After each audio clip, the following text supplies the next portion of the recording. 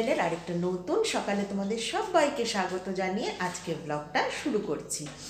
আর আজকে ফেব্রুয়ারি মাসের 1 তারিখ। ভালো লাগছে, আস্তে আস্তে শীতটা যাবে তো, এই আনন্দে। তো চলো, সকালবেলা শুরু হয়েছে আমার অনেকটাই আগে, কিন্তু ব্লগ শুরু হলো 8:45 থেকে। আর কাজ কিছুটা এগিয়ে নিয়েছি। আর ওয়েদারটা সকালের দিকে কি সুন্দর সূর্য উঠেছিল, এখন আবার আস্তে আস্তে দেখছি মেঘলা করছে, সেই কালকের মতোই অবস্থা। তো চলো, তার আগে তোমাদের দেখিয়ে দিই যে গোলাপ ফুলটা আজকে ঠিক কতটা বড় হলো। দেখেছো কতটা বড় হয়েছে? আমার তো মনে হয় আরেকটু বড় হবে। খুব সুন্দর লাগছে কিন্তু রঙটা, বলো তোমরা কিন্তু কমেন্ট করে জানিও যে কেমন রঙটা। তো চলো আস্তে আস্তে কাজে লেগে পড়া যাক। আর এইগুলো হচ্ছে আমাদের বসার জায়গা, মানে গা শাকার জায়গা। আর ওয়েদারটা দেখো ঠিক এরকম হয়ে আছে, ভালো লাগে না? এই বাসনগুলো কেন যেন বাইরে রেখেছি, কারণ সেদিন হঠাৎ রান্নাঘরে ঢুকে দেখি একটা ছোট্ট ইঁদুর ঢুকেছে। ওই ভয়েই পরের দিন থেকে বাসনগুলো বাইরে রেখেছি। আর কি অবাক কাণ্ড যেন, তারপরে কিন্তু আর ইঁদুরটাকে দেখা যায়নি। তো এই হচ্ছে অবস্থা। আতঙ্কের চোটে আমার কাজ বেড়ে গেছে। চলো এক চক্কর তোমাদের রান্নাঘরটাও দেখিয়ে দিই। দুধ গরম করা হয়ে গেছে, আর পেঁপে কেটে রেখেছি, জলে ভিজিয়ে রেখেছি, এটা সেদ্ধ করব। আর এখানে যা কিছু সবজি ছিল ফ্রিজে, সেইগুলো সব কুচি কুচি করে কেটে রেখেছি। এটা দিয়ে একটা ভাজা হবে, পেঁপে, বিনস, তারপরে তোমার একটা লঙ্কাও আছে। তো এইগুলো দিয়ে মটরশুঁটি, তো এটা দিয়ে একটা ভাজা করব আর রুটি করব টিফিন। আর এখন বাজে 10:10। আর বাইরের ওয়েদারটা দেখিয়ে দিই, সকালটাও দেখিয়েছি। এখন 10টা বাজে, কিন্তু বাইরেটা দেখে মনে হচ্ছে 7টা বাজে। এই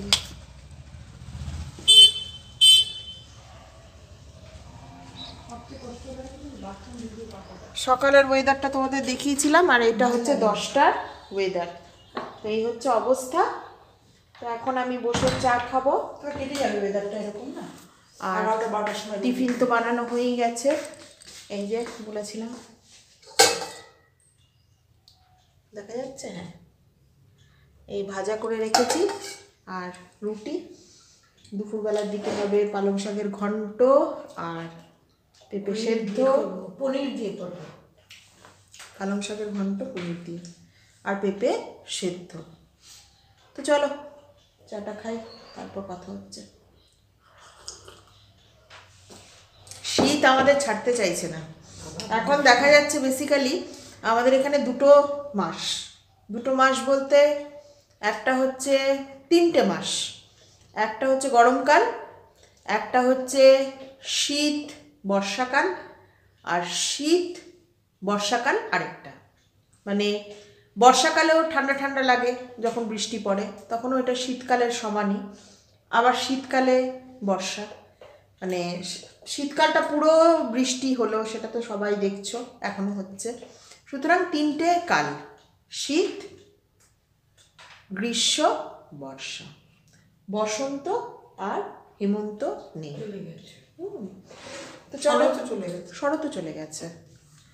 তো এই হচ্ছে ব্যাপার। শরৎকাল কাকে বলে, হেমন্তকাল কাকে বলে, বসন্তকাল কাকে বলে, আমাদের বাচ্চারা জানলো না। অবশ্য আমরাও জানিনি, কারণ আমাদের সময় মনে হয় একই ওয়েদার ছিল। তো চলো, কি করা যাবে, 3টে মাস নিয়েই আনন্দ করতে হবে। শুধু সিলেবাসে 6টা ঋতুর নাম থাকে, সেগুলো মনে করে করে লিখতে হয়, কিন্তু বাস্তবিকভাবে 3টে ঋতু, গ্রীষ্ম, বর্ষা, শীত। এখন কাটায় কাটায় ঘড়িতে বাজে 12:30। আর 12:30টার সময় বাইরের ওয়েদারটা তোমাদেরকে একটু দেখাই। আমার তো আজকে রান্না করতে ইচ্ছেই করছিল না, কিন্তু না করলে খাবোটা কি। এই যে ভালো বৃষ্টি পড়েছে দেখো। তো এই হচ্ছে বাইরের অবস্থা। শুনছি নাকি দুপুরবেলায় একটু জোরে বৃষ্টি হবে। আর এদিকে আমি রান্না বসিয়েছি। এই ছোট ছোট করে পনির কেটে রেখেছি। আর এখানে এই পালং শাক আলু দিয়ে মটরশুঁটি দিয়ে একটা ঘন্ট করছি। তারপর এটা হয়ে গেলে এর মধ্যে পনির দিয়ে দেব। এই হচ্ছে আজকে মেনু। আর পেঁপে সেদ্ধ আছে। আর এখানে রাতের জন্য করে রেখেছি আলু সেদ্ধ। এটা সাদা আলুর তরকারি করে নেবো, ব্যাস। আর কিচ্ছুটি হবে না আজকের জন্য এখানেই ইতি। কারণ এইরকম ওয়েদারে আর রান্নাবান্না করতে ইচ্ছা করছে না। আর আমার পিঠের মেরুদণ্ড সাংঘাতিক ব্যথা।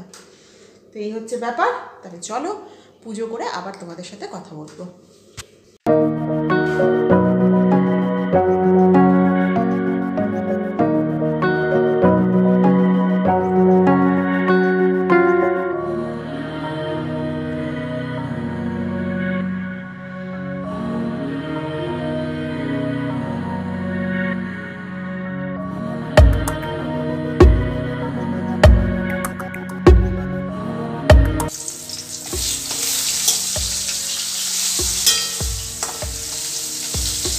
আজকে হলো গিয়ে নেক্সট ডে। কালকে আমি আর কন্টিনিউ করতে পারিনি আমার ব্লগ, কারণ এত অসহ্য কোমর ব্যথা করছিল। কোমর না, পিঠটা ব্যথা করছিল যে আর পারলাম না করতে। আর আজকেও আছে পিঠ ব্যথাটা। ওই দেখি ওষুধপত্র এবার মনে হয় আস্তে আস্তে করে খেতে হবে। আর সকালের দিকে তোমাদের কুয়াশাটা তো দেখালামই যে কীরকম কুয়াশা হয়েছিল। আর ঠিক এখন অবস্থাটা দেখো, তাহলেই বুঝবে। এখন দেখো, কে বলবে যে সকালে এই রকম ধরনের কুয়াশা ছিল। দেখো, দেখেছ? আর আমাদের প্রতিবেশীরা সমস্ত জামা কাপড় ছাদে বাইরে মেলে দিয়েছে। আমিও ছাদে গিয়ে মেলে এসছি। ভেবেছিলাম আজকে আর কাঁচা পিচা করবো না, কিন্তু ভাবলাম যে না বাবা, কাল যদি আবার রোদ না ওঠে, তো সেই জন্য কেচে নিলাম।